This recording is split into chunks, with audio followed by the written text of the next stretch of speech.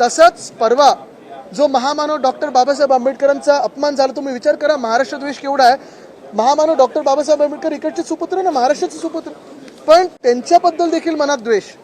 त्यांचा जो अपमान झाला त्याच्याबद्दल माफी मागायला तयार नाही. उलट तुम्ही काय केलं, आम्ही काय केलं, या वर्षी काय झालं, त्या वर्षी काय झालं, झालं असेल तर झालं असेल, पण त्याचा आणि परवा गृहमंत्री महोदय जे बोलले त्याचा काय संबंध आहे. जो अपमान त्यांनी केलाय, तुमच्या मनात जे होतं ते तुमच्या भाषणात आलं, बाजूला करत आहे ना, माफी मागायला लावा. ते न करता अजून काहीतरी भलतं असेल तर सुरू झालेलं आहे.